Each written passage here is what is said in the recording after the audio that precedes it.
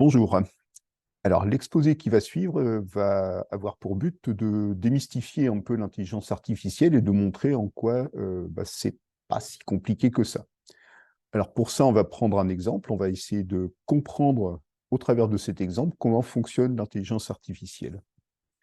Alors, avant de rentrer dans le vif du sujet, on va dérouler un petit exemple donc, que vous pouvez éventuellement reproduire chez vous, puisque ça va passer par un site internet qui s'appelle Teachable Machine.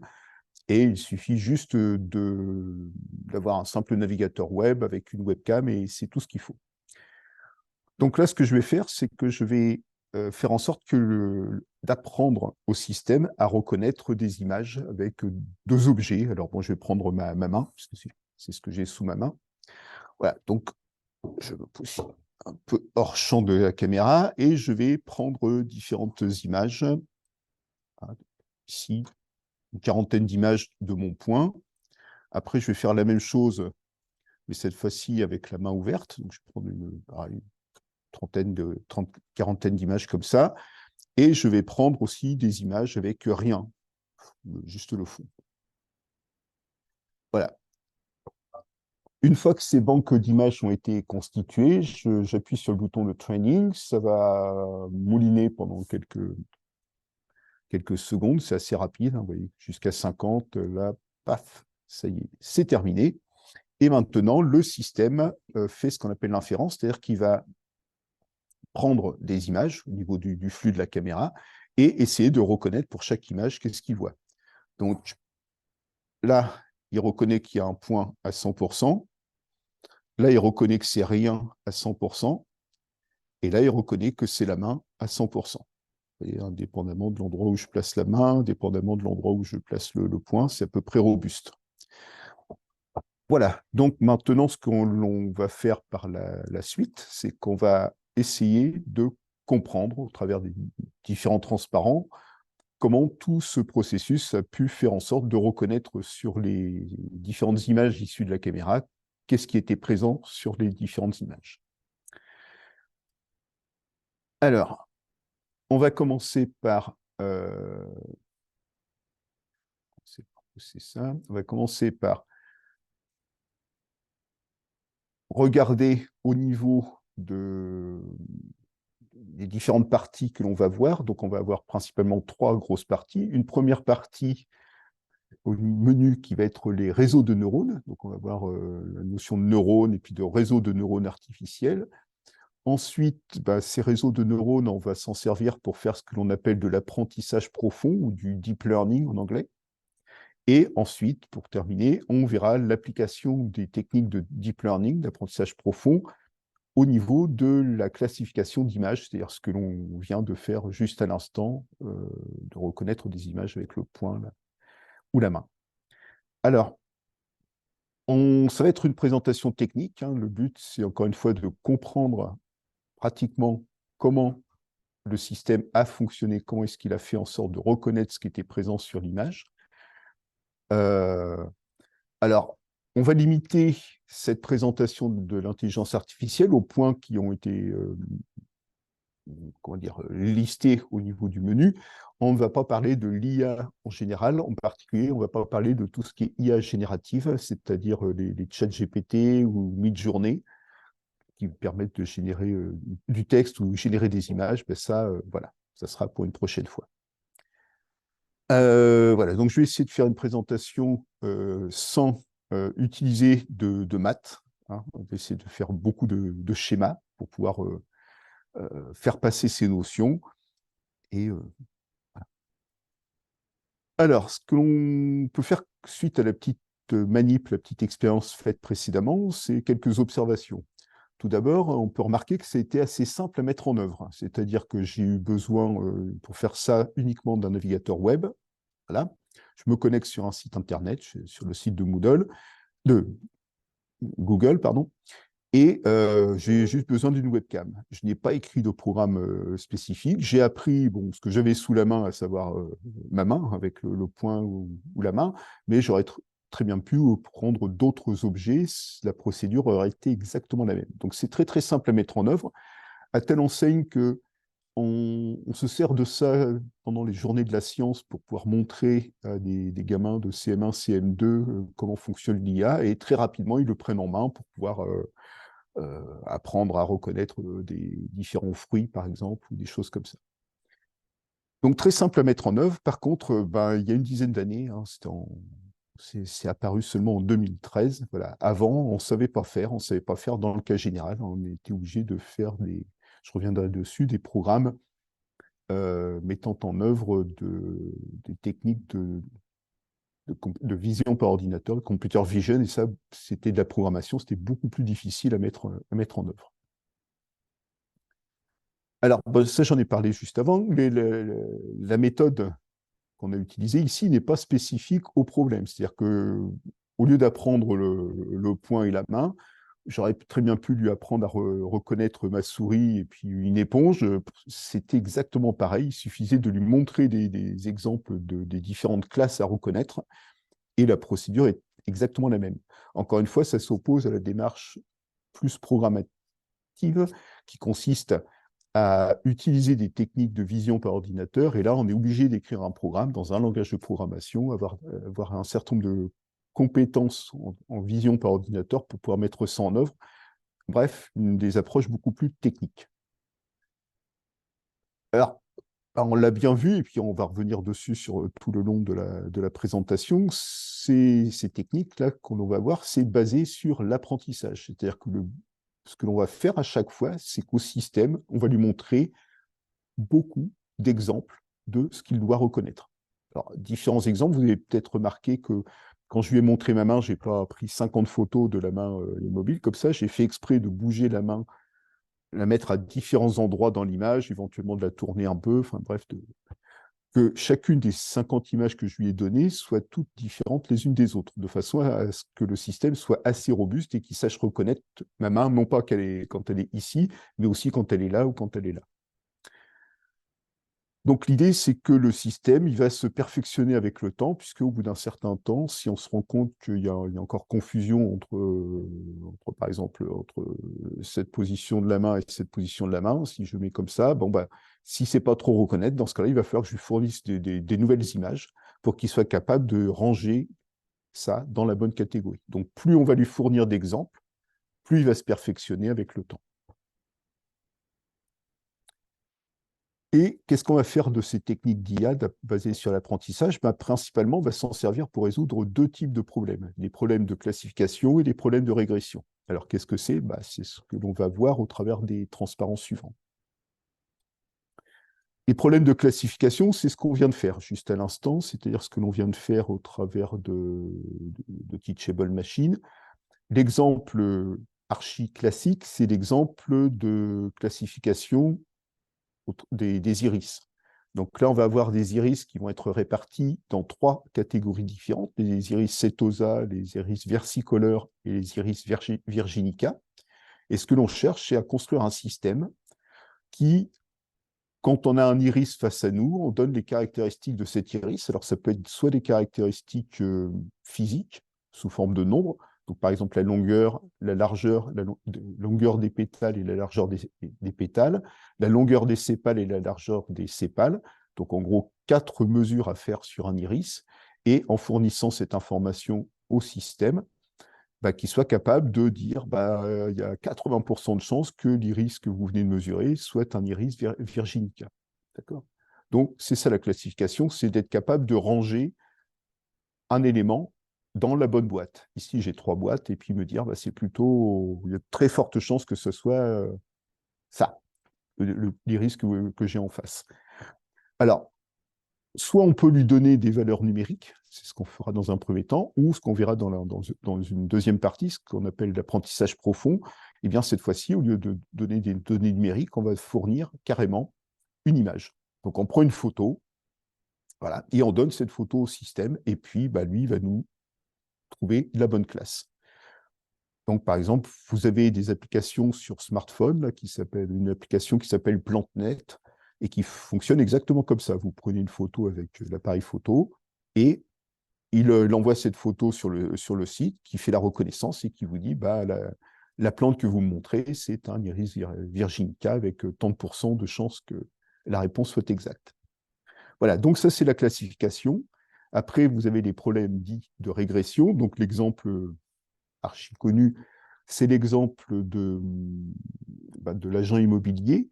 Donc, l'agent immobilier qui vient de rentrer un nouveau bien, donc là, par exemple, une maison avec une certaine surface, un nombre de chambres et puis une surface de terrain. Et son but, ça va être de prédire au mieux le prix de vente possible de cette maison et rassurer le client, lui disant, bah voilà, votre maison, je pense pouvoir la vendre en tant de temps. Comment est-ce que l'agent immobilier fait d'habitude? Eh bien, il va se baser sur toute sa connaissance, sur tout un historique de maisons qu'il a déjà préalablement vendues et qui vont lui permettre d'avoir une idée du marché. Et donc, on va chercher à construire un système pour remplacer l'agent immobilier qui va faire exactement pareil, c'est-à-dire un système que l'on va alimenter avec tout l'historique de vente des maisons. Donc, plus on en a, mieux c'est. Et le but ensuite, ça sera de fournir les caractéristiques ici de la nouvelle maison, voilà, en entrée, et en sortie, le système va nous prédire le prix probable de vente et puis le délai probable de vente. Voilà, donc ça c'est un problème de régression, c'est-à-dire cette fois-ci, au lieu de prédire à quelle classe appartient la donnée d'entrée, là on va essayer de prédire une ou là ici deux valeurs numériques qui vont varier continuellement. Et ce qu'on cherche, c'est à ce que ça soit le plus près possible de la vérité. Voilà. Alors d'habitude, en informatique, comment est-ce qu'on fait pour résoudre un problème? Un problème. Eh bien, on va mettre en œuvre un humain, un informaticien, qui va réfléchir à un algorithme, c'est-à-dire une suite d'opérations à effectuer pour pouvoir, à partir des données d'entrée du problème, aboutir aux données de sortie, au résultat. Donc, il va réfléchir à différentes étapes, etc. Et ensuite, eh bien, il va transcrire cet algorithme dans un langage de programmation compréhensible par l'ordinateur, donc en Python, en Java, en C ou autre. Donc, ça veut dire que dans tout ce processus-là, eh bien, il y a tout le temps un humain qui intervient. Du coup, c'est un peu coûteux.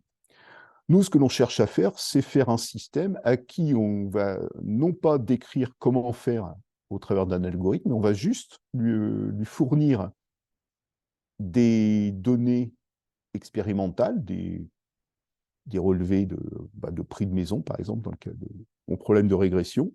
Et grâce à ces données expérimentales, il va apprendre le système à faire des prédictions. D'accord? Donc là, l'intérêt, c'est qu'ici, il n'y a pas d'humain dans la boucle. Et donc, ça va coûter beaucoup moins cher et ça sera beaucoup plus rapide à mettre en œuvre.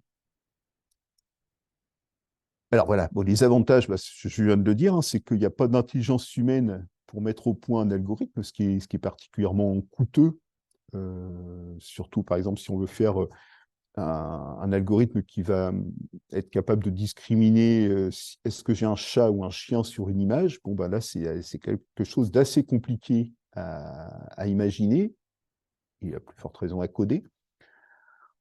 Là, ça se base sur l'apprentissage à partir d'exemples. Donc, plus on a d'exemples à montrer, juste des photos de chat et de chien, ben voilà, ça suffira.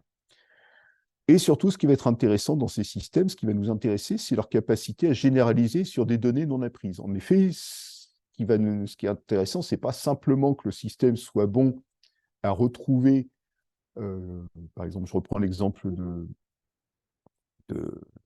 prix de vente de la maison, là, je ne veux pas que le système soit uniquement bon à retrouver les prix de vente des différentes maisons constituant tout l'historique, mais ce qui va m'intéresser, c'est qu'il soit capable de prédire les prix de vente de maisons qu'il n'a pas encore vues, ou être capable de prédire la bonne classe pour des iris qu'il n'a encore jamais vu, qui n'était pas dans sa base d'apprentissage.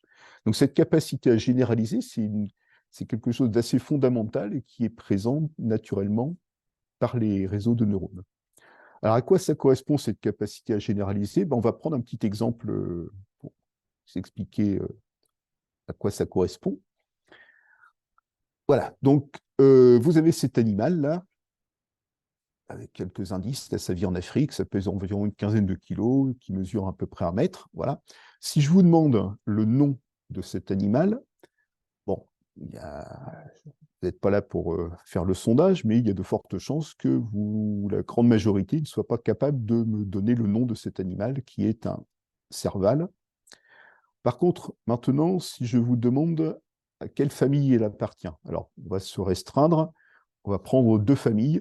La famille des canidés, donc tout ce qui est loup, coyote, chacal, renard, chien, et la famille des félidés, du style lion, panthère, tigre, léopard, guépard, etc. Maintenant, si je vous dis dans quelle famille vous le rangez, là, il y a de fortes chances que, j'ai déjà fait le sondage, il y a une très grande majorité qui va me dire que ça appartient à la famille des félidés. Et effectivement, c'est bien un félidé.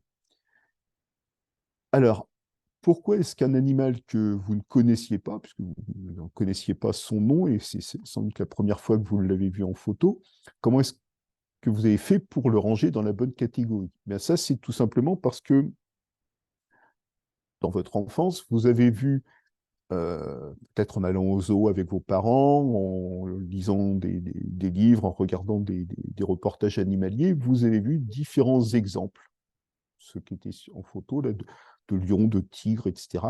Différents exemples de félins, et vous vous êtes fait une image de qu'est-ce que c'est qu'un félin. Idem pour les canidés. Et donc maintenant, quand vous voyez un nouvel animal, vous êtes capable de généraliser vos connaissances sur les quelques félins que vous avez pu apprendre pour être capable de dire, bah, cet animal-là, que je ne connais pas, je sais le ranger dans la bonne boîte. Voilà. Donc c'est ça la généralisation. Alors maintenant, comment est-ce qu'on va faire pour qu'un système soit capable d'apprendre? Alors pour ça, on va essayer de regarder ce qui se fait de mieux en termes d'apprentissage au niveau de Dame Nature. Et on voit que tous les animaux, en particulier les animaux les plus évolués, dont l'homme, eh bien, ce qui leur permet de réfléchir, ce qui leur permet d'apprendre, c'est le cerveau. Donc, on va regarder, pour essayer de tirer parti de comment fonctionne un cerveau, ben on va essayer d'analyser comment ça fonctionne un cerveau pour essayer de l'imiter en essayant de copier la nature. Donc, on regarde comment il fait un cerveau et on se rend compte que eh bien, c'est constitué de tout un tas de petites cellules qu'on appelle des neurones qui sont interconnectées les unes avec les autres. Et quand je dis tout un tas de neurones, il y en a à peu près dans un cerveau humain, à peu près 90 milliards. Et surtout, ce qui est important, c'est qu'ils sont très, très fortement connectés les uns les autres. Ils sont connectés à travers de ce qu'on appelle les synapses. Et donc, chaque neurone a environ quelques dizaines de milliers de synapses qui les relient aux autres neurones. D'accord? Donc, des réseaux très, très fortement connectés. Un neurone, un seul neurone, c'est à peu près cette tête-là. C'est-à-dire que ça, c'est le corps du neurone. Et arrivant sur ce corps, arrivent des terminaisons là, qu'on appelle des dendrites, qui vont véhiculer des signaux venant des neurones précédents, ou venant des nerfs, ou venant d'autres parties du corps, qui vont envoyer de l'information au travers des dendrites.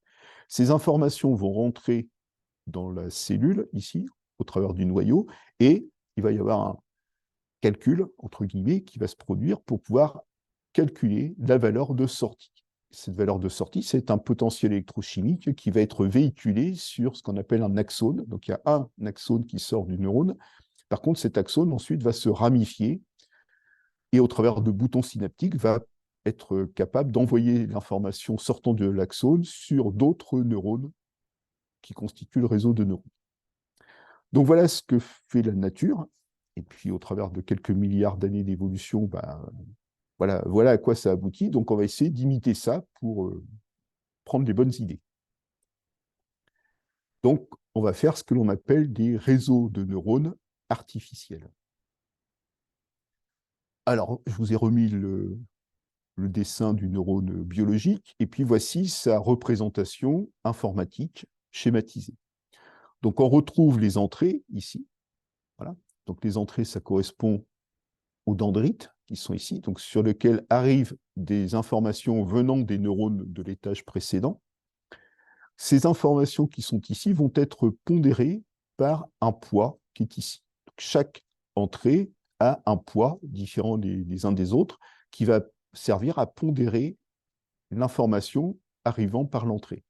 Donc, on va le voir sur un petit exemple numérique juste après, ce que j'entends par pondération. Donc, au niveau du neurone, il va y avoir deux parties. Il y a une première partie en entrée qui va faire la somme des entrées pondérées. Et ensuite, cette somme des entrées pondérées, c'est un nombre. Et ce nombre, on va l'envoyer dans une fonction d'activation. Donc la fonction d'activation, vous en avez plusieurs. Vous avez, je vous en ai listé trois, les trois principales qui sont utilisées.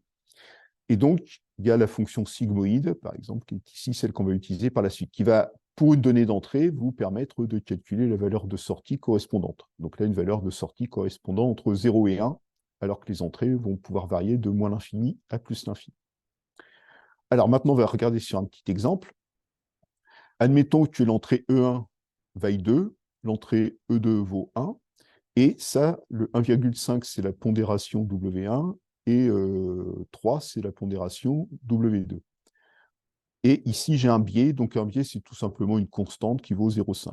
Donc, que vaut l'entrée qui est ici? Eh bien, tout simplement, on va faire le produit 2 fois 1,5 plus 1 fois 3 plus 0,5. Si on fait l'application numérique, ça fait 6,5. Voilà. Donc, il y a un signal qui vaut 6,5 qui rentre dans le neurone. Le 6,5, on l'envoie dans la fonction d'activation, ce qui nous donne comme sortie 0,998. Et ça, c'est la valeur qui va sortir au niveau de l'axone et qui va être propagée dans le neurone de l'étage, enfin, dans les neurones des étages suivants. Voilà. Donc, le fonctionnement d'un neurone artificiel, c'est très simple, c'est des produits et des sommes, plus après le passage dans une fonction d'activation. Un truc assez simple à programmer. Alors maintenant qu'on a un neurone, eh bien, qu'est-ce qu'on va faire? On va les mettre en réseau. Donc là, j'ai un réseau constitué de 5 neurones. Ces neurones, comme dans un cerveau animal, il est constitué de couches. Donc, il va y avoir différentes couches. Donc ici, j'ai trois couches. J'ai une première couche qui est la couche d'entrée. Donc, c'est les neurones dans lesquels on va envoyer les signaux d'entrée. Ensuite, si on regarde tout à la fin, on a la couche de sortie.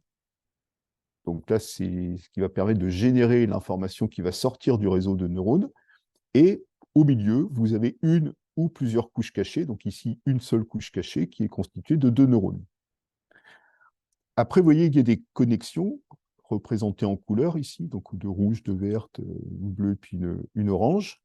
Ça représente les connexion entre neurones, et sachant qu'à chaque connexion, ici, il y a un poids, un WIJ à calculer, à apprendre, pour pouvoir après appliquer la formule que l'on a vue à l'étage au transparent précédent.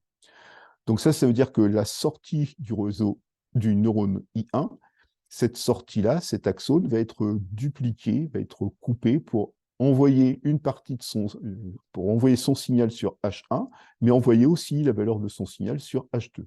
Et ça va rentrer au travers de la pondération qui est ici, qui sera différente de la pondération qui est ici. Donc voilà, ça c'est un réseau de neurones. Alors qu'est-ce qu'on veut faire, nous, au travers des réseaux de neurones? Si on prend un peu de hauteur, on va vouloir l'utiliser soit pour faire de la classification, soit pour faire de la régression. Donc je reprends les exemples qu'on a vus au tout début. Ici, ce que je veux, c'est un réseau de neurones dans lequel je vais avoir 4 neurones en entrée pour pouvoir accepter en entrée les valeurs numériques des longueurs de pétales, des largeurs de pétales, des longueurs de sépales et des largeurs de sépales. Donc ça, c'est les données d'entrée.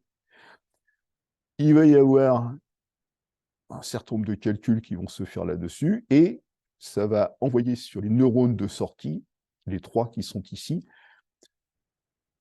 que l'on va vouloir sortir, c'est deux nombres compris entre 0 et 1, et dont la somme fait 1. Donc typiquement, qu'on pourra assimiler à des pourcentages. Par exemple, ici, on aura 0,8, ici 0,1, puis 0,1. Donc ça veut dire que le système pensera qu'à 80%, c'est un versicolore. Dans un problème de régression, ben là, cette fois-ci, pareil, on va avoir trois entrées, puisque j'ai la surface, le nombre de chambres et la surface du terrain. Donc, c'est les trois valeurs numériques que je vais rentrer dans mon réseau de neurones. Et ce que je m'attends, c'est qu'en sortie, il va y avoir un nombre ici qui va représenter le prix estimé par le réseau de neurones de vente de la maison, dont voici les caractéristiques. Donc, voilà ce que l'on cherche à obtenir. Alors, on va maintenant détailler deux petits exemples. Alors, pour que ça tienne sur un transparent, j'ai été obligé de prendre des exemples archi simples. Donc, je vais prendre un exemple où il va y avoir un réseau constitué de 5 neurones, hein, une couche d'entrée, une couche de sortie et une couche cachée. Et cet exemple a pour but de simuler une porte OU exclusive. Donc, ceux qui ont fait un petit peu d'électronique savent voilà ce que c'est, une porte OU exclusive. Vous allez avoir une table de vérité ici qui s'interprète comme suit, qui dit que, par exemple, si les deux entrées A et B sont à 0, la sortie doit être à 0. Si l'entrée A est à 0, l'entrée B est à 1, dans ce cas-là, la sortie sera à 1. Voilà. Donc, on va faire un circuit qui simule ça. Admettons que l'on ait réussi à calculer les poids pour chacune des connexions et puis chacun des biais. Voilà. On a réussi à calculer ces poids-là. Alors, on va voir plus tard comment est-ce qu'on fait ces calculs, mais admettons que le circuit, il ait déjà été entraîné, il a déjà appris, voici les poids correspondants. Si maintenant, on prend ces données d'entrée ici, c'est-à-dire le A vaut 0 et B vaut 1, quand on va faire l'application numérique, comme on l'a vu précédemment, c'est-à-dire avec les sommes et les multiplications, passer ça dans la fonction d'activation, puis envoyer la sortie d'un neurone sur l'entrée du neurone suivant, quand on fait le calcul, voilà ce que l'on obtient. On aurait souhaité que la sortie soit à 1, mais la sortie est à 0,9943. Donc, ce n'est pas tout à fait 1, mais c'est quand même pas très, très loin de 1. Voilà. Et si on le fait pour tous les exemples, voilà ce que l'on obtient. C'est-à-dire que voilà les sorties attendues, ici, et voici les sorties calculées. Donc, on voit que ce réseau, il n'est pas parfait. Au lieu de 0, c'est 0,01. Au lieu de 1, c'est 0,9943, mais c'est quand même plutôt pas mal, quoi. Et donc, avec ces poids-là, ce petit réseau simule très très bien le fonctionnement d'une porte OU exclusif. Maintenant, je prends le même réseau, d'accord? Je change par contre de problème. C'est-à-dire que cette fois-ci, je vais chercher à modéliser une porte E. Une porte E, ben, la table de vérité est différente. Le seul cas où ça vaut 1 en sortie, c'est quand les deux sont à 1. Sinon, tout le restant du cas, c'est à 0. Et bien là, de nouveau, on va entraîner, avec cette table de vérité, on va entraîner le système. Et ce que l'on peut remarquer, c'est que les poids, ici, tous les poids qui sont dans les parties jaunes, sont différents des poids du OU exclusif. Et si, de nouveau, on refait l'application numérique, là on met le 0 et le 1, là, au lieu d'obtenir 0, on obtient un truc pratiquement égal à 0. Et pareil, si on fait pour les quatre valeurs, on obtient pour les trois premières pratiquement 0 et pour la dernière pratiquement 1. Donc, de nouveau, ce réseau avec ces valeurs de pondération eh bien, est capable de simuler un circuit où E est exclu. Donc, ce que l'on peut remarquer, c'est qu'avec le même réseau, hein, puisque c'est le même réseau constitué de 3 couches et en tout 5 neurones, on a été capable de modéliser deux problèmes différents. Lui faire simuler une porte OU exclusive ou bien lui faire simuler une porte E, juste en changeant les pondérations qui sont ici. Alors, comment est-ce qu'on va calculer ces fameux poids, c'est-à-dire les nombres qui apparaissaient dans les cases jaunes? Alors, le processus de calcul est assez compliqué. Donc, je ne vais pas rentrer dans les détails au travers de cette présentation. Par contre, je vais essayer de vous en donner une idée graphique, on va dire, essayer de raisonner avec les mains et avec des graphiques. Donc, on va assimiler, c'est une image que j'aime bien prendre, hein, c'est que chaque poids, chaque petit nombre à apprendre, eh bien, imaginez que c'est un petit potentiomètre dont la position va donner un nombre. Et donc, cette position peut varier entre moins l'infini et plus l'infini. D'accord? Donc, voilà, en fonction de la position, bah, ça correspond à un nombre. Et ce que l'on va chercher à faire, c'est faire entraîner le système de façon à trouver les ajustements, les positions de chacun de ces petits potentiomètres, de façon à ce que le circuit, le réseau de neurones ici, eh bien, colle à mon problème. Soit capable, par exemple, de simuler le fonctionnement d'un réseau, d'un circuit et ou d'un circuit ou exclusif.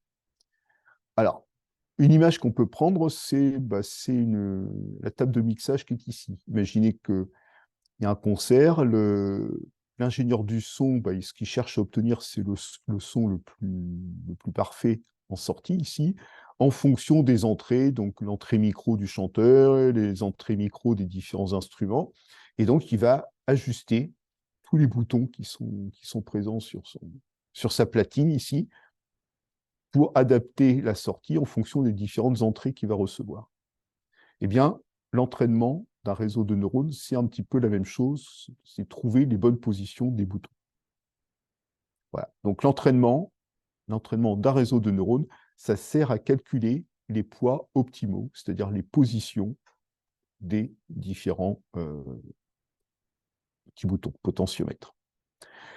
Donc ça veut dire que pour un réseau de neurones, il va y avoir deux grosses étapes. Il y a une première étape qui va consister à entraîner le système, trouver les positions optimales. Et une fois qu'on a trouvé les bons poids, les bonnes positions optimales, eh bien là, on arrête l'entraînement et cette fois-ci, on va pouvoir exploiter, utiliser le réseau de neurones pour, quand je lui donne des entrées, regarder les sorties qu'il me produit et puis utiliser ces sorties. Donc, si vous vous rappelez dans l'exemple de Teachable Machine au début, il y avait trois parties. La première partie, c'était pour l'acquisition des images. Après, il y avait une partie au milieu où il y avait training, donc qui correspond à l'entraînement. Donc, on va voir ce qu'il fait pendant l'entraînement. Il mouline pour trouver les positions optimales, les valeurs des différents boutons, des différents paramètres qui sont ici. Et ensuite, une fois que l'entraînement était terminé, paf, dans la partie qui était la plus à droite, eh bien, il y avait l'exploitation où là, pour une image venant du flux caméra, eh bien, il envoyait cette image et puis il récupérait la sortie, prédiction, est-ce que c'était le point, la main, ou rien du tout. Alors, comment fonctionne l'apprentissage? L'apprentissage, c'est basé sur la rétropropagation de l'erreur. Donc, il y a cette phrase un peu barbare, là, qui est pour l'entraînement. On fait un apprentissage supervisé en utilisant l'algorithme de backpropagation.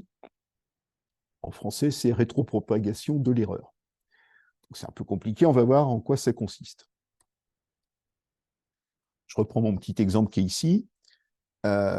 J'ai au début les boutons qui sont réglés n'importe comment. En gros, les paramètres qui sont ici, les poids, ils valent n'importe quoi. Ça a été initialisé aléatoirement. Ce qu'on va faire, c'est qu'on va prendre le premier exemple qui est ici, où l'entrée A est à 0, l'entrée B est à 0. On envoie ça dans le réseau. Donc, on fait les calculs avec les sommes, les produits, le passage dans la fonction d'activation, etc. Et, par exemple, le réseau, dans cet état actuel, me prédit une sortie de 0,3. Or, c'est là que ça intervient la notion d'apprentissage supervisé. Supervisé, ça veut dire quoi? Ça veut dire que pour chaque donnée d'entrée, on connaît la vraie valeur de sortie qu'il aurait dû trouver. Donc, on sait qu'il aurait dû trouver 0. Or, il a trouvé 0,3. Donc, on va être capable de calculer une erreur, l'erreur entre la valeur réelle et la valeur estimée. Voilà. Et cette erreur, plus ou moins importante, eh bien, va nous servir à ajuster les valeurs des différents potentiomètres, des différents paramètres. Alors, rétropropagation, pourquoi? Parce qu'on va propager cette erreur qui arrive au niveau de la sortie, on va la propager pour corriger. Alors, d'abord, on va corriger les paramètres de la dernière couche, puis ensuite, on va corriger les paramètres de la couche juste avant, puis encore les paramètres de la couche juste avant, etc. On va faire ça jusqu'à ce qu'on arrive sur la couche d'entrée. Donc ici, il n'y a que deux étapes à faire. Mais on peut avoir des réseaux avec beaucoup, beaucoup plus de couches. Et donc, on va traiter couche par couche en commençant par la dernière et en remontant comme ça jusqu'à la première couche. Donc, on va ajuster, modifier les valeurs de ces différents petits potentiomètres. Une fois que ça c'est fait, voilà, on va prendre cette fois-ci l'exemple suivant. Donc là, cette fois-ci, on va envoyer 0 ici, on va envoyer 1 ici. Il va nous faire une prédiction, peut-être qu'il va prédire, je sais pas, 0,85. Or, on connaît la vraie valeur qu'il aurait dû trouver, c'est 1. Donc là, 0,85, 1, bah, il a fait 0,15 d'erreur. Et donc, on va utiliser de nouveau cette erreur pour retoucher les réglages qui ont été faits ici. Du coup, ça dérègle un petit peu les réglages faits précédemment. Donc, ça veut dire qu'une fois qu'on aura passé les 4 exemples que l'on a sous la main, eh bien, on va devoir de nouveau le refaire, les repasser de nouveau 4, puis de nouveau, puis de nouveau, puis de nouveau, et le faire ça jusqu'à ce que, en gros, le système, parce que les réglages ici vont s'affiner, ne commette plus que des petites erreurs. Et quand on va faire la somme de toutes les petites erreurs qu'il va commettre pour chacun des exemples, et qu'on va comparer ça par un seuil qu'on s'est fixé d'avance, bien, si c'est en deçà de ce seuil, eh bien, on va estimer que cette fois-ci, le réseau ne fait plus trop d'erreurs, et là, on va arrêter la procédure d'apprentissage. Alors, pour les plus curieux, je vous ai mis un lien ici sur tout le détail mathématique de ce qui est fait. Donc, ça fait intervenir du calcul matriciel et surtout, ça fait intervenir des dérivées partielles pour pouvoir justement tenir compte de l'erreur et puis la rétro-propager et corriger les valeurs qui sont ici intelligemment. Voici comment le système apprend. Alors, en gros, qu'est-ce qu'il faut retenir de cette première partie? C'est que, on l'a vu, un même réseau de neurones peut résoudre des problèmes différents. Vous voyez le petit réseau qui résolvait, soit qui simulait un réseau et, ou qui simulait un réseau ou exclusif. Il y a juste que la pondération qui change. Voilà. Donc, toute la connaissance accumulée dans un réseau, bah, c'est la valeur des poids.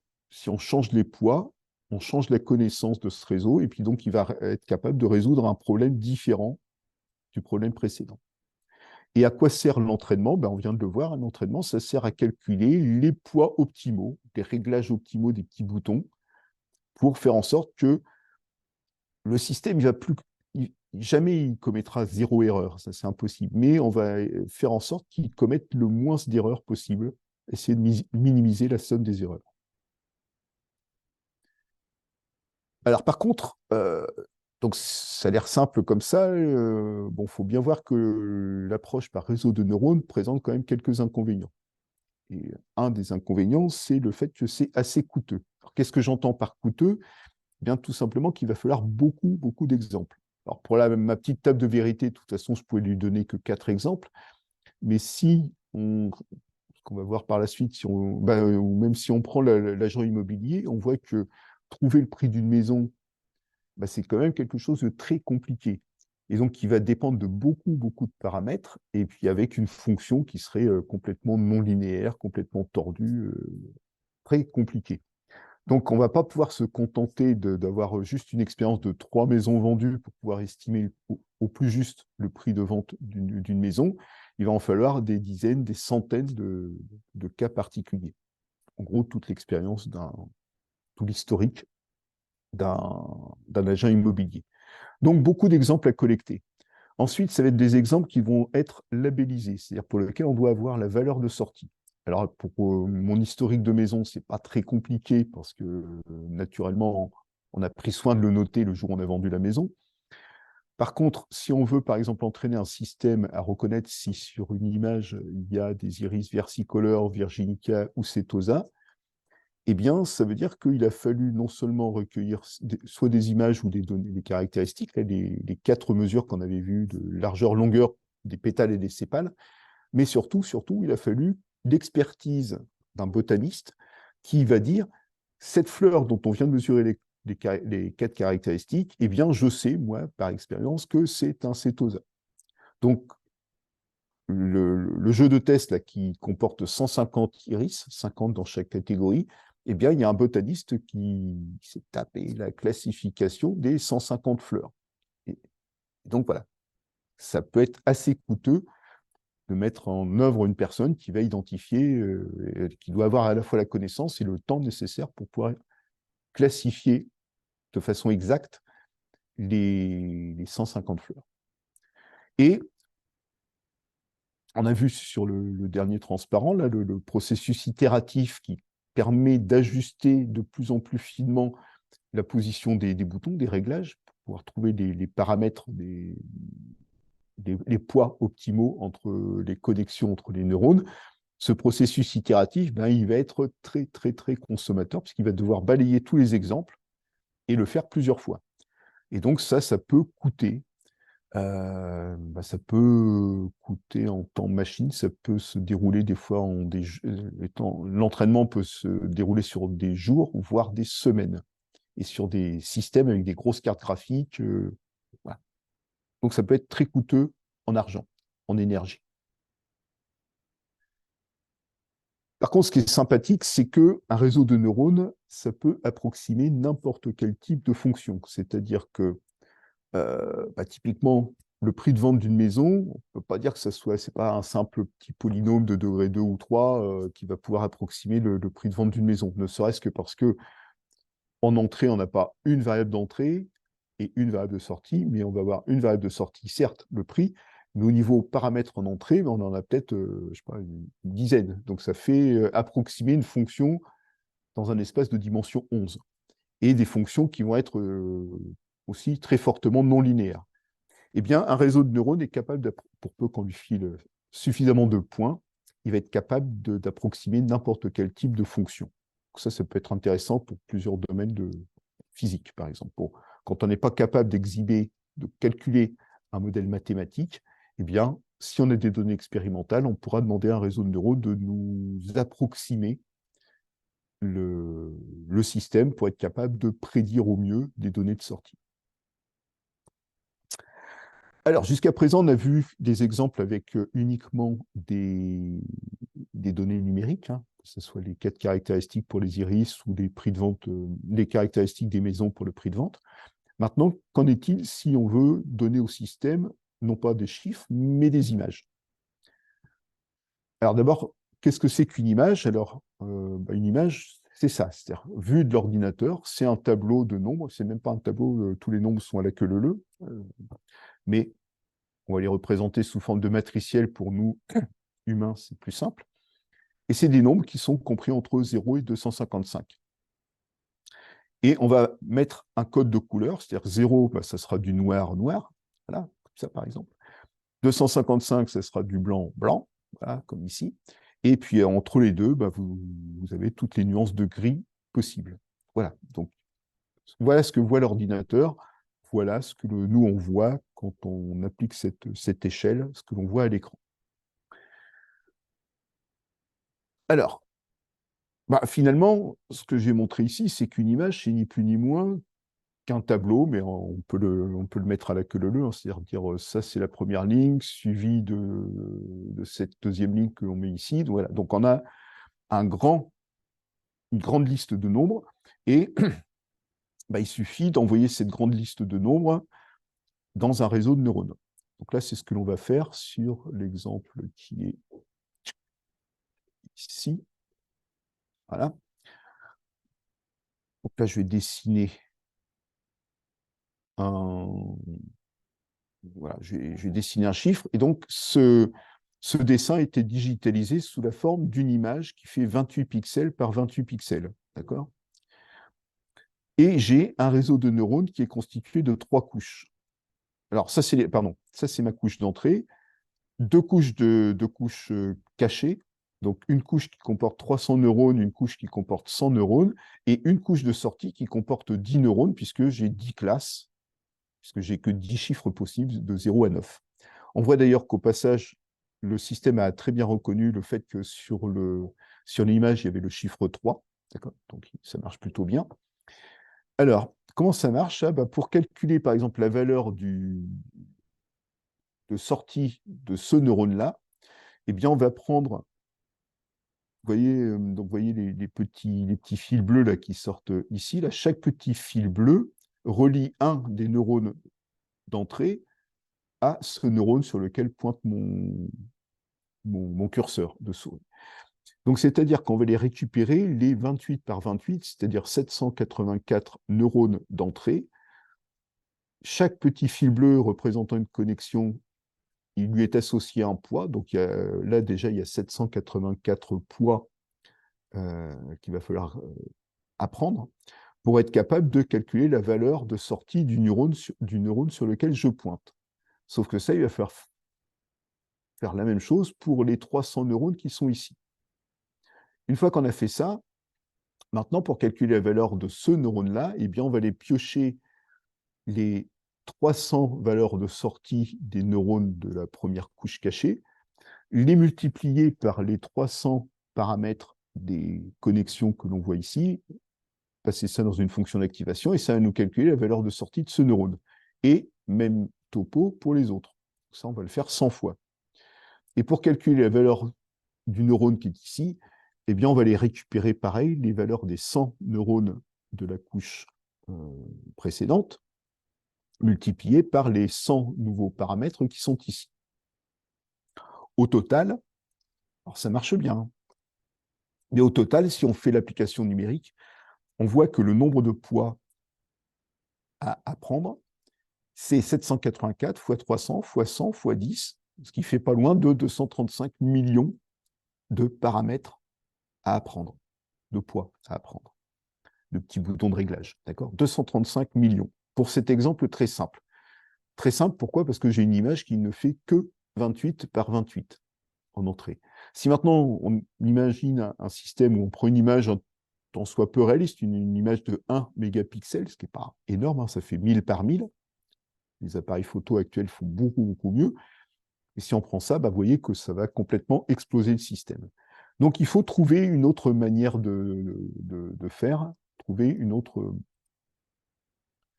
faut trouver un autre moyen que de prendre le réseau de neurones classique.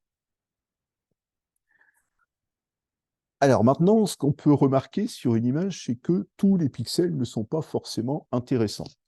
Si je prends par exemple sur le manteau du monsieur, là, si je prends ce pixel-là, ce pixel-là, ce pixel-là, voilà, ils sont tous à peu près pareils, ils apportent pas tellement plus. Ce pixel n'apporte pas tellement plus d'informations que le pixel qui est juste à côté. Par contre, il y a certains pixels qui, eux, vont être très intéressants. C'est-à-dire le pixel qui est ici, lui, il est intéressant parce qu'il montre la frontière entre le manteau et le ciel. Voilà. Là, le pixel qui est ici montre la frontière entre le pied de l'appareil photo et le ciel.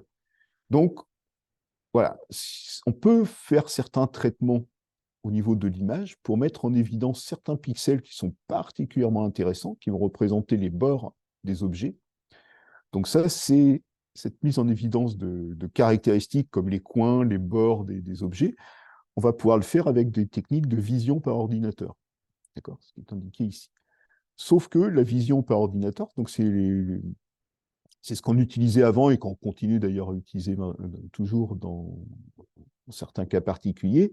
Là, cette fois-ci, c'est le programmeur qui va choisir au niveau des algorithmes à sa disposition, quels sont ceux qu'il va utiliser pour mettre en évidence les caractéristiques qui vont lui l'intéresser.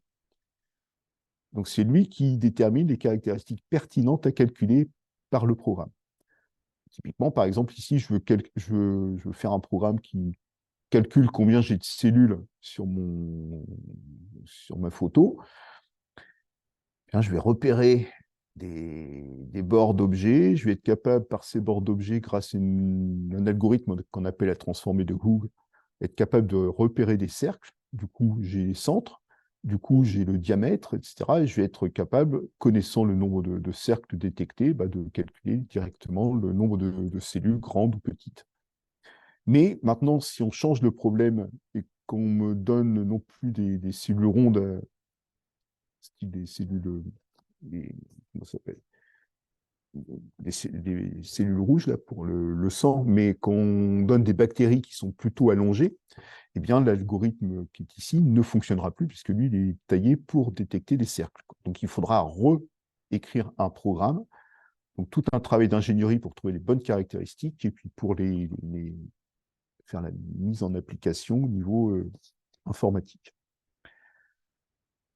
Donc, l'idée, là, c'est de voir comment est-ce qu'on pourrait extraire automatiquement les caractéristiques pertinentes d'une image, d'accord, qui va permettre par la suite de traiter cette image, de bien faire de la classification sur cette image, par exemple. Mais comment le faire pour que ça soit fait automatiquement et non pas par un programmeur? Eh bien, l'idée, c'est d'utiliser un réseau de neurones. Après, il soit capable d'extraire automatiquement les caractéristiques qui vont lui servir à lui, réseau de neurones, pour par la suite faire la classification. Alors pour ça, on va utiliser une opération un algorithme plutôt, issu du monde de la vision par ordinateur qu'on appelle la convolution. Donc là, je vais rebasculer sur un autre écran pour vous expliquer de façon, encore une fois, imagée, comment fonctionne l'algorithme de convolution. Voilà, ici. OK. Alors, le principe de l'algorithme de convolution, c'est qu'on a une image source à gauche, là, et on va appliquer l'algorithme de convolution pour produire l'image de droite, celle qui est ici. Cet algorithme repose sur l'utilisation de ce qu'on appelle un kernel, donc un noyau en français, un noyau. Donc là, vous l'avez ici, là, le petit noyau, c'est ici, au centre de l'image de gauche, c'est la petite matrice de 3 par 3 rouge qui est ici, là, qui bouge. Et cette petite matrice de 3 par 3, eh bien, elle contient des chiffres. Donc ici, pour le kernel que j'ai actuellement à l'écran, le kernel Sharpen, la case en haut à gauche contient la valeur 0, en haut au milieu contient la valeur -1, en haut à droite contient la valeur 0, etc. Voilà. Vous avez ici les 9 valeurs du kernel. Donc un kernel, c'est quasiment tout le temps carré, mais c'est surtout important, c'est que c'est de rang impair, c'est-à-dire 3 par 3, 5 par 5, 7 par 7. En gros, il faut qu'on ait une case au centre. Maintenant, comment fonctionne l'algorithme de convolution? Eh bien, on va promener, comme je le fais là avec la souris, on va promener le long de la ligne, là, le petit kernel, blablabla. Et dès qu'on a fini une ligne, paf, on passe à la ligne suivante et puis on continue à promener le kernel. Quand ce kernel se promène, regardez sur la partie droite, il y a un petit carré qui représente le pixel que l'on est en train de calculer sur l'image de sortie. Alors, comment va être calculé ce pixel sur l'image de sortie? Admettons que mon kernel soit à cette position là sur l'image d'entrée. Eh bien, vous voyez qu'on va prendre le pixel qui est en haut à gauche, qui a comme valeur 172, donc c'est un gris moyen, et on va le multiplier par la valeur en haut à gauche du kernel, c'est-à-dire multiplié par 0.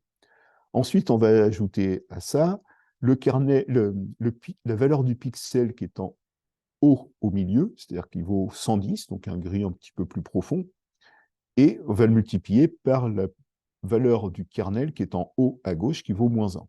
Voilà. Et donc, en faisant ça pour les 9 valeurs, on obtient la valeur qui est affichée à l'écran, 286.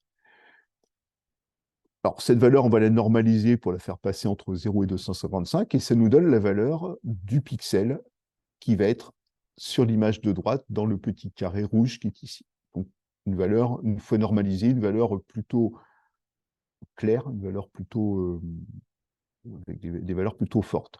Et ensuite, hop, on translate le kernel. Et donc, ça change les valeurs des pixels, ça ne change pas, bien sûr, les valeurs du kernel. Et ça va nous produire une nouvelle valeur pour le pixel suivant. Donc voilà, ça c'est le principe de l'algorithme de convolution. Et alors, comment est-ce qu'on va utiliser ça? Eh bien, on va l'utiliser pour produire ce que l'on appelle des cartes de caractéristiques. Là, encore une fois, pour vous faire comprendre à quoi ça correspond, je vais prendre un exemple un peu fictif, un peu bricolé à la main.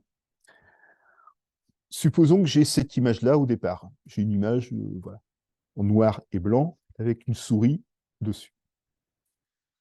Maintenant, je vais chercher à faire une carte de la caractéristique dos de souris. Je veux avoir une image dans laquelle cette image va être le reflet des endroits sur l'image initiale où je vais trouver des dos de souris.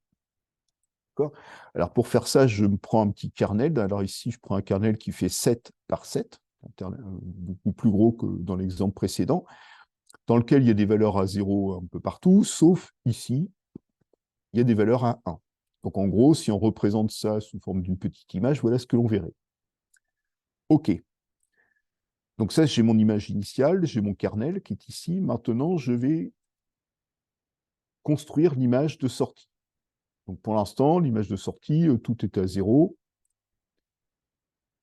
Et on va calculer, on va appliquer maintenant l'algorithme de convolution. Alors premier exemple, premier cas de figure, j'ai mon algorithme de convolution.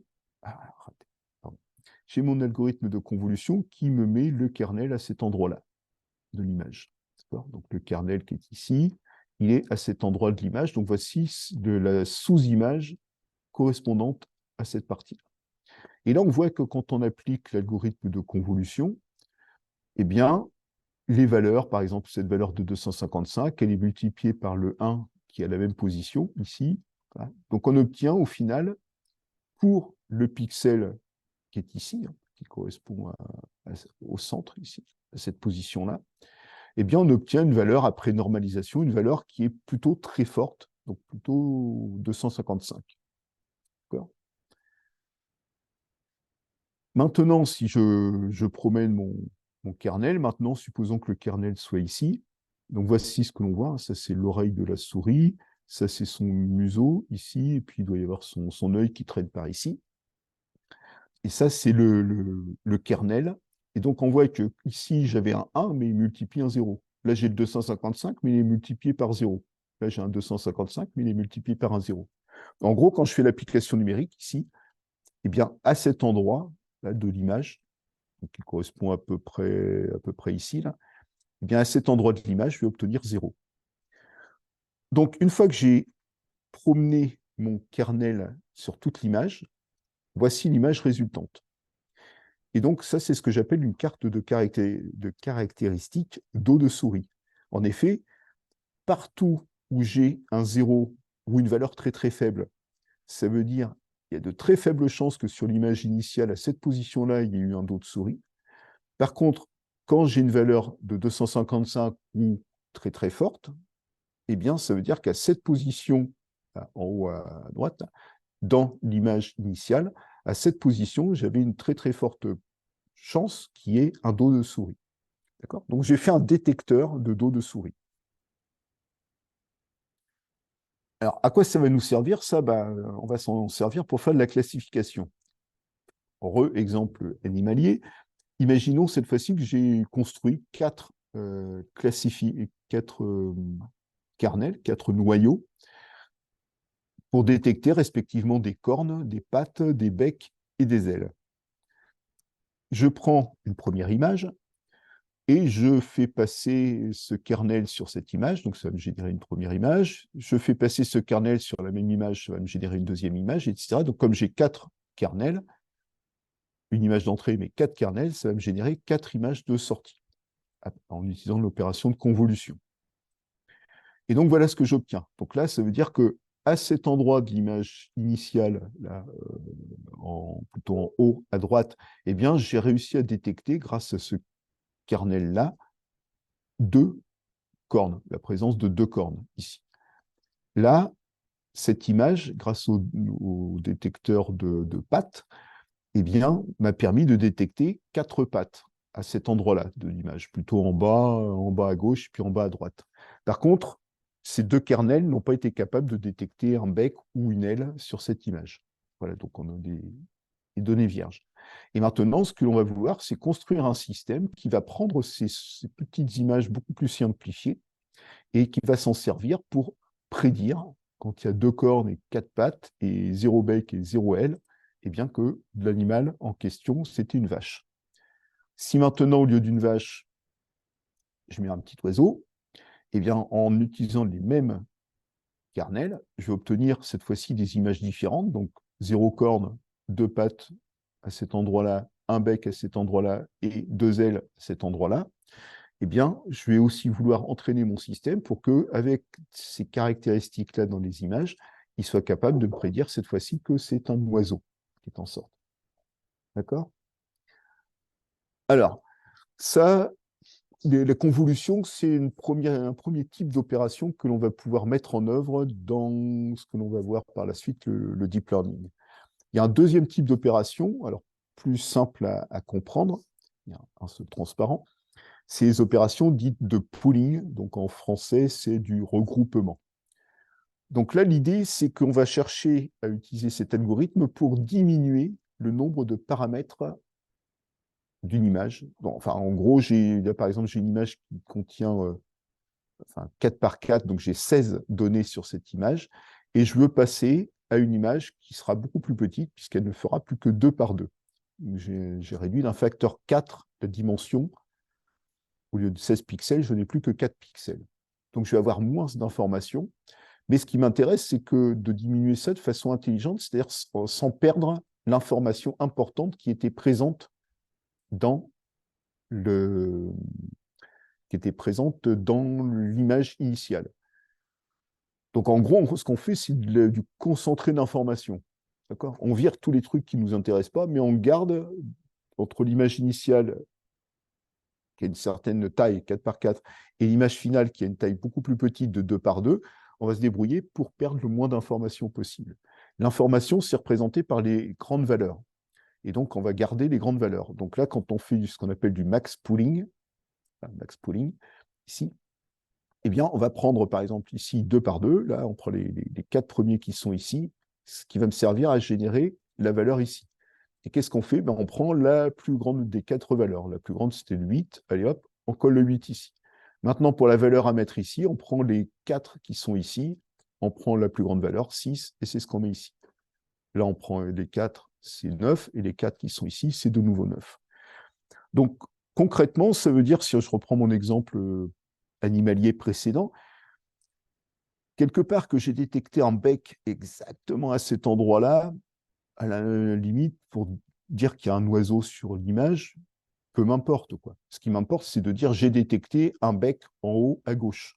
Et donc, si je réduis l'image d'un facteur 2, c'est-à-dire 2 fois moins de lignes, 2 fois moins de colonnes, tout en gardant l'information j'ai trouvé un bec dans ce coin-là, voilà ce que l'on obtient en faisant du max pooling. Et là, j'ai toujours l'information de présence d'un bec en haut à gauche de l'image. Je n'ai pas perdu d'information tout en réduisant drastiquement le nombre de données à traiter, donc du coup la complexité de mon algorithme et puis la rapidité d'exécution. Voilà, donc maintenant, ce qu'on peut retenir de cette phase-là, c'est qu'à partir d'une image initiale, voilà, photo par exemple, à l'aide de différents noyaux, donc ce qu'on a vu pour l'exemple des vaches et puis d'oiseaux, j'avais 4 noyaux à ma disposition et de l'algorithme de convolution peut produire différentes images. Voilà. Et ces images-là, eh bien, si on se débrouille bien pour choisir correctement les valeurs à mettre dans les différents noyaux, on va pouvoir construire des cartes de caractéristiques qui vont pouvoir vouloir dire quelque chose, qui vont nous aider, nous faciliter la vie, ces cartes de caractéristiques, pour, par la suite, classifier les animaux, en l'occurrence, là, dans la bonne catégorie. Est-ce que c'est les vaches ou est-ce que c'est les oiseaux? Voilà, donc c'est ce que je viens d'indiquer. Là, ces caractéristiques peuvent nous aider à discriminer les différentes classes sur les images. Alors le problème, c'est, bon, jusqu'à présent, je suis parti du principe que l'on avait des kernels, enfin les valeurs dans les kernels, ils avaient les bonnes valeurs, les bonnes propriétés pour détecter des dos de souris ou des becs ou des pattes ou des ailes, etc. Mais concrètement, comment on s'y prend pour calculer les valeurs à mettre dans ces noyaux pour que l'opération de convolution nous exhibe les caractéristiques, les cartes de caractéristiques les plus pertinentes pour faire la classification. Eh bien, bah là, on va se dire, bah, plutôt que nous embêter à le faire, laissons le système, l'ordinateur, le faire. On va laisser le système les calculer, ces fameuses valeurs à mettre dans les noyaux. Et comment est-ce qu'on va faire? Eh bien, tout simplement, on va encore utiliser l'apprentissage, c'est-à-dire qu'on va lui montrer plein d'exemples. Je parle de vaches et puis d'oiseaux. Et on va lui dire à chaque fois, tu as le droit à tant de kernels, dont des kernels qui ont telle et telle dimension. Par contre, les valeurs à mettre dans les kernels, bah, Zouk, c'est toi qui vas te débrouiller pour apprendre à mettre les valeurs les plus pertinentes possibles pour trouver les caractéristiques les plus pertinentes possibles pour t'aider par la suite à faire la meilleure classification possible. Voilà. Donc tout ça, ça va être basé sur l'apprentissage.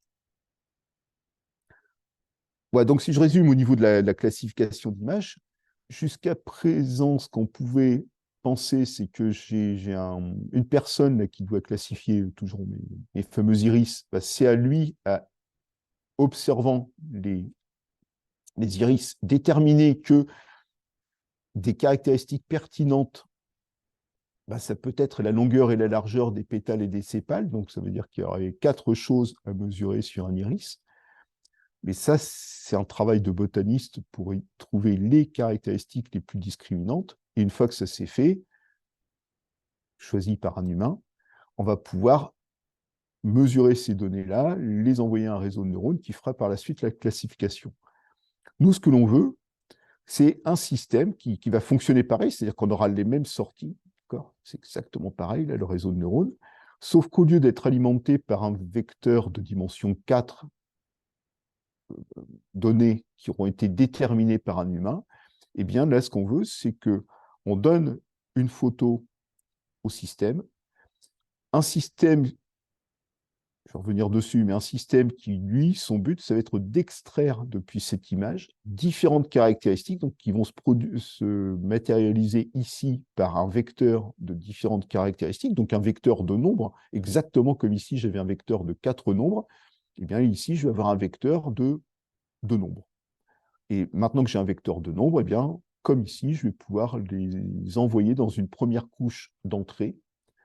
Après, j'aurai une ou deux couches cachées au milieu. Et là, on retrouve un réseau de neurones, comme on l'a vu au début de cette présentation. Donc, tout l'intérêt de ce système que j'ai mis en violet ici, c'est d'être ce que j'ai appelé un générateur de caractéristiques, c'est-à-dire quelque chose qui va prendre en entrée une photo, d'accord, et qui, de cette photo, va extraire, grâce aux opérations de convolution qu'on a vues précédemment et aux opérations de pooling qu'on a vues précédemment, opérations de convolution dont les noyaux vont être entraînés, enfin, dont les valeurs des noyaux vont être calculées par entraînement, et bien grâce à cette succession d'opérations de convolution, pooling, au bout d'un moment, ces valeurs-là, on va les mettre à plat et ça va nous donner un vecteur de caractéristiques. À quoi correspondent ces caractéristiques? On ne sait pas. C'est-à-dire que si on essaie de les représenter, ce que je vais vous montrer sur un exemple juste après, on n'est pas capable de, nous humains, d'identifier quelque chose de significatif. Ce n'est pas comme dans l'exemple des vaches et puis des oiseaux, où je vous disais, il y a des cartes de caractéristiques des ailes pour détecter des pattes, pour détecter des cornes. Donc là, on avait des caractéristiques qui avaient un sens pour nous, humains. Vous pouvez les rattacher à des objets sur les parties sur les animaux. Là, ça va calculer des nombres, d'accord, des caractéristiques. Il y en aura peut-être un millier, mais ces caractéristiques-là, si on cherche à les visualiser, ça donne, en gros, un peu n'importe quoi. Par contre, l'avantage, encore une fois, c'est que c'est fait par apprentissage et pas par un humain. Alors, si on bascule sur cet exemple-là, donc on reprend le même type d'exemple qu'on avait tout à l'heure, sauf que là, cette fois-ci, au lieu d'avoir des couches de réseau de neurones classiques, hop, on a une couche de convolution, donc on a 3 et 3, 6 convolutions possibles. Là, c'est l'opération de pooling, vous voyez que c'est 2 fois plus petit, l'image.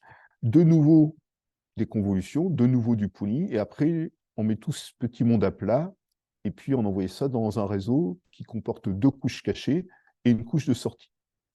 Donc ça veut dire que ici, je dois avoir un réseau qui doit faire 5 par 5, donc, enfin un kernel qui fait 5 par 5, qui va me permettre de calculer la valeur du neurone qui est ici. Ensuite, on fait le pooling. Donc là, c'est un pooling de 2 par 2, donc on prend 4 pixels pour en générer un. Là, de nouveau, pour calculer ce pixel qui est ici, on va piocher dans les 4 premières. Donc on va avoir une convolution sur 4 images, de nouveau du pooling. Et là, vous voyez que si on représente cette image, on ne retrouve absolument plus le 3, quoi. Pareil pour cette petite image qui est toute petite ici, ou même celle qui était ici avant réduction par le pooling. Là, ça représente plus n'importe quoi. Mais ce n'est pas grave, c'est des caractéristiques avec lesquelles le système va être capable de se débrouiller pour, utilisant ces caractéristiques qui sont ici, il va toutes les mettre à plat, les envoyer sur un réseau de neurones comportant 2. Vous voyez qu'ici, on va piocher dans tout, pour calculer ce neurone, on va piocher dans toutes les caractéristiques de toutes les données qui sont en dessous. Là, pareil, là, c'est du classique, du réseau de neurones classique, et là, de nouveau, du réseau de neurones classique. Donc là, cette fois-ci, on peut traiter des images et on va avoir beaucoup, beaucoup moins de paramètres que si on fait du full connected comme on avait tout à l'heure.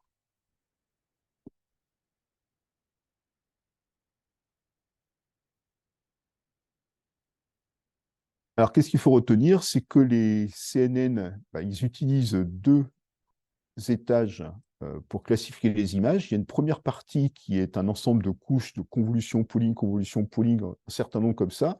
Et tout à la fin, dernière étape, on va prendre l'ensemble des petites imagettes générées par les opérations de convolution pooling pour mettre tout ça sous forme d'un grand vecteur. On va mettre tout ça à plat, donc c'est un étage qu'on appelle flatten. On va mettre tout ça à plat, ça va nous donner une liste de caractéristiques, qui sont encore une fois des nombres, des réels. Et cette liste de caractéristiques, on l'envoie dans un réseau de neurones classique pour faire de la classification. Voilà. Donc les noyaux de convolution, ainsi que les poids des connexions des réseaux de neurones. Donc, il y a 2 types de choses à ajuster, à calculer, et on va les faire par apprentissage. D'accord ? Donc, on va calculer par apprentissage les poids des connexions du réseau de neurones, et on va calculer par apprentissage aussi les valeurs des données au niveau des noyaux pour les opérations de convolution.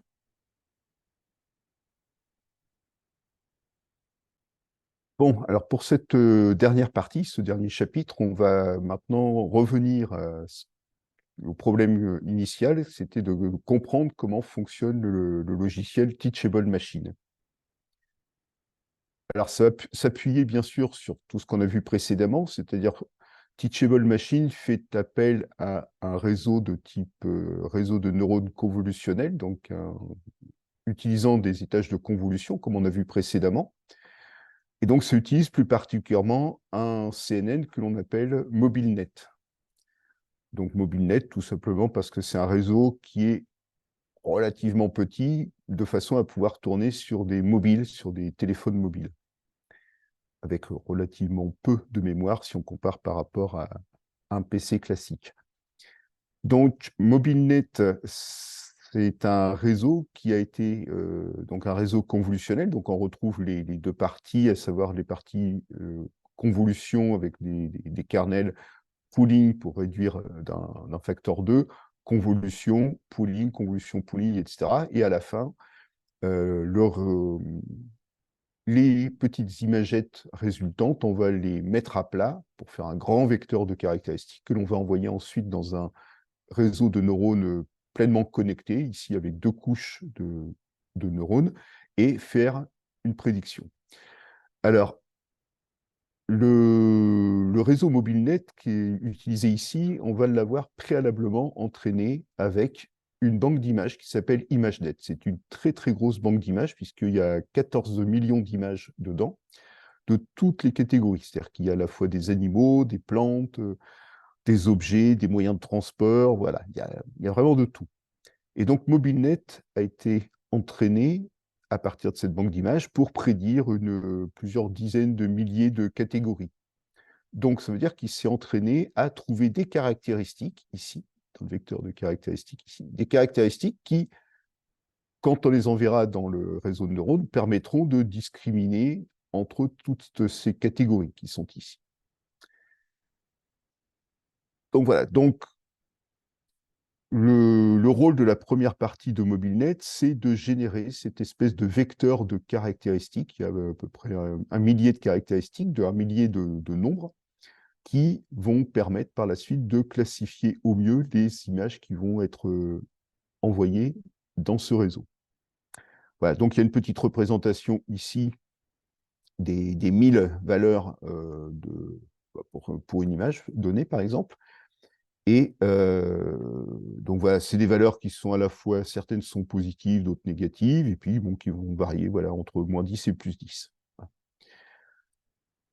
Alors, on peut essayer de faire une analogie entre ces différentes valeurs, les 1000 valeurs qui sortent ici. Eh bien, c'est un petit peu comme si c'était j'ai mis le code ADN ou la signature de l'image. D'accord? Donc, chaque image aura son propre vecteur de caractéristiques, de 1000 caractéristiques.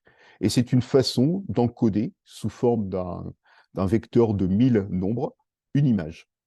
Donc, une image qui est très riche, beaucoup de pixels, beaucoup d'informations. Eh bien, on va la synthétiser, la résumer sous la forme d'un vecteur unique de 1000 caractéristiques. Alors, comment est-ce qu'on va utiliser ça? Eh bien, on va par la suite prendre une image, l'envoyer dans ce fameux MobileNet et récupérer ce vecteur de 1000 caractéristiques. Donc, le rôle de MobileNet, ou du moins de la partie la plus à gauche, c'est d'encoder une image sous forme d'un vecteur de nombres. Et ce qu'on peut remarquer, c'est que quand on prend, là ici j'ai deux images de chiens de la même race, là, eh bien voici les deux encodages correspondants. Et on remarque que, bon, ils sont différents, certes, c'est pas c'est pas tout à fait les mêmes valeurs, mais on remarque quand même que il y a des ressemblances. Il y a une partie plutôt négative ici, une partie plutôt positive comme ça qu'on retrouve sur l'autre image ici, puis de nouveau des parties négatives ici, etc. Donc les deux signatures se ressemblent quand même pas mal, pour des images qui se ressemblent, puisque c'est à peu près le même chien, la même race de chien. De la même façon, les deux images de bananes qui sont ici, eh bien, quand on regarde, on retrouve des similitudes. On retrouve ça ici, voilà, on retrouve à peu près, enfin, les vecteurs se ressemblent, et se ressemblent plus que entre ce vecteur et ce vecteur de caractéristiques, où là, c'est un vecteur pour la banane et là, un vecteur pour le chien. Ben là, ils sont quand même assez différents. Donc, finalement, des images qui sont dans la même catégorie, des images de banane ou des images de chien, vont présenter un encodage similaire. Alors, ce qui sera intéressant, c'est quand on va vouloir faire la classification, de la reconnaissance, c'est de pouvoir mesurer cette similarité entre deux encodages. Voilà. Alors, pour ça, on va utiliser ce qu'on appelle la distance cosinus. Donc, ça va nous permettre de déterminer une distance, donc une métrique, une façon de mesurer une distance, qui va nous permettre de caractériser que des formes sont semblables. C'est-à-dire que plus la distance sera courte entre deux images, entre deux encodages d'images, plus ça veut dire que les images sont dans des catégories similaires. Alors, on va prendre un petit exemple pour comprendre qu'est-ce que c'est que cette distance cosinus et pourquoi est-ce qu'on va plutôt utiliser la distance cosinus que la distance euclidienne plus connue, plus classique. Donc, on va partir de ces deux jolies fleurs là que j'ai dessinées et on va mesurer euh, les, les hauteurs et les largeurs des pétales. Et on va reporter ça sur un graphique. Donc là, on voit que pour la plante A, il y a la largeur, c'est égal à la hauteur, donc voilà, donc ça part à 45 degrés ici, et c'est des valeurs plutôt grandes. Donc c'est pour ça que ça s'éloigne ici. Donc on a le point correspondant à la fleur A qui est ici. La fleur B, elle, a des dimensions à la fois plus petites et surtout la largeur est 2 fois plus grande que la hauteur. Donc c'est pour ça qu'on a le point qui se trouve ici. Maintenant, on a une troisième fleur, la fleur C, et on voudrait déterminer à quelle catégorie elle appartient. Donc la fleur C, elle va avoir une largeur qui est à peu près la même que la largeur de la fleur A. D'accord. Donc voilà, on a les mêmes longueurs ici. Et par contre, la hauteur est à peu près 2 fois plus petite. Donc voilà, la hauteur est juste ici. Donc le point se trouve là. Si maintenant on faisait une distance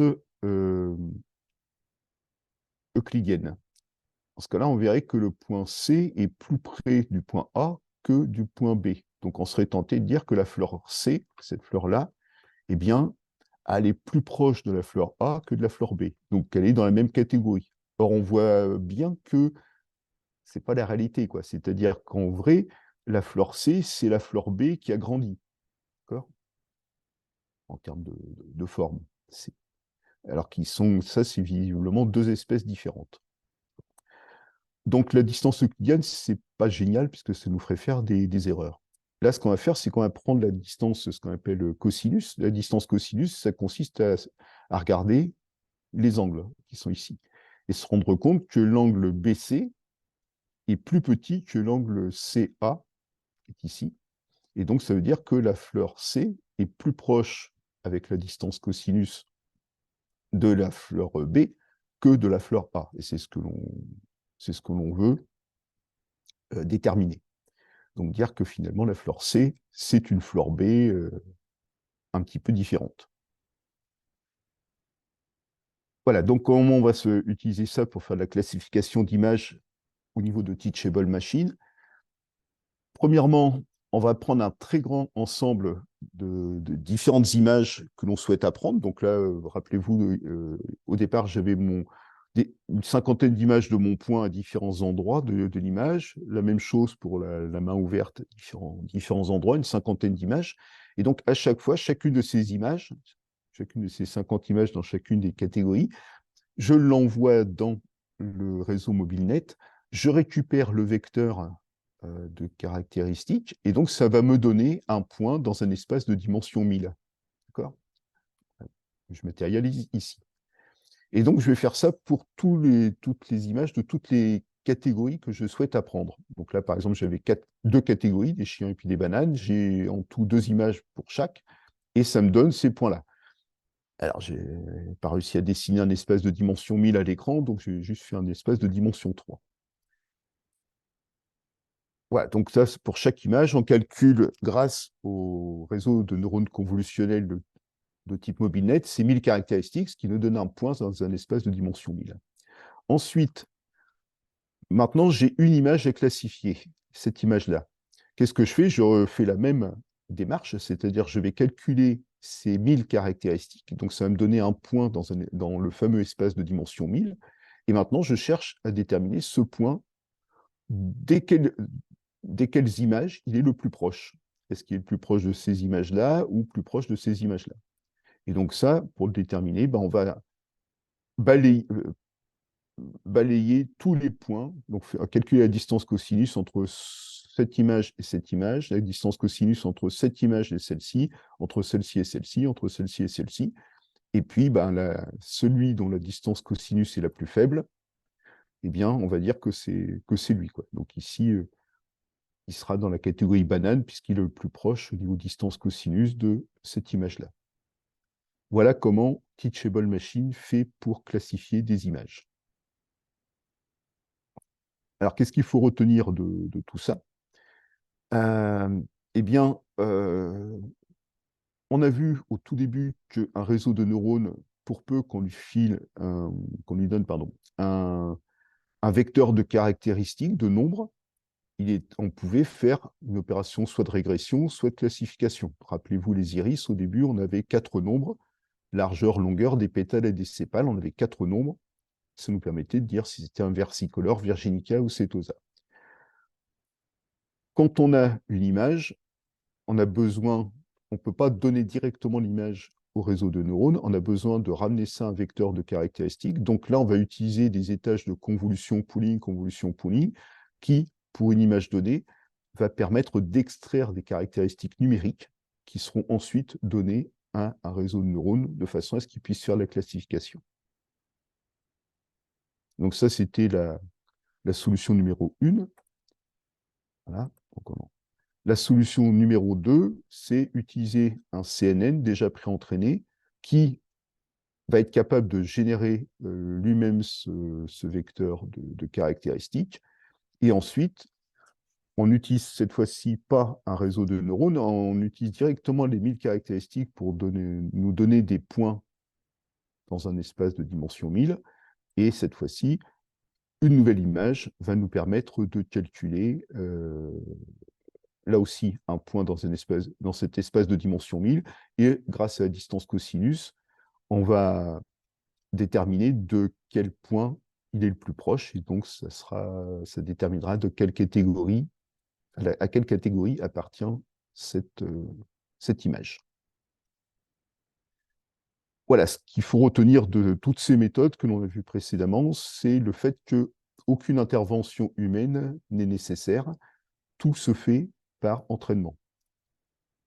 Le seul endroit où l'humain intervient, c'est dans la constitution des banques d'images, parce qu'il va falloir les annoter, il va falloir que ce soit des images avec des labels, dire que là-dessus, il y a un chien ou il y a un chat ou autre, et c'est tout. Après, c'est le système qui se débrouille pour apprendre les caractéristiques des poids des réseaux de neurones et apprendre aussi les valeurs des kernels quand on fait des CNN, des réseaux de neurones convolutionnels. Voilà, si vous voulez en savoir plus, une petite bibliographie rapide. Il y a un site donc sous forme d'une chaîne YouTube qui s'appelle Science étonnante et dans lequel il y a 7 vidéos qui traitent du deep learning et de l'utilisation du deep learning dans un certain nombre de cas, comme l'IA générative de ChatGPT, Stable Diffusion ou autres. Donc vraiment très très intéressant. Et puis il y a ces 2 livres-là, donc le deep learning plutôt axé sur son utilisation au travers de l'agriculture. Donc voir tous les domaines d'utilisation dans le secteur agricole de l'IA. Et ce livre très très bien fait qui permet de comprendre les implications et dangers des algorithmes dans la vie de tous les jours. C'est vraiment très, très édifiant. Voilà, donc je vous remercie. Si vous avez quelques remarques concernant ce cours pour pouvoir des idées d'amélioration, des questions à poser ou autres, n'hésitez pas. Voici mon adresse email. Merci.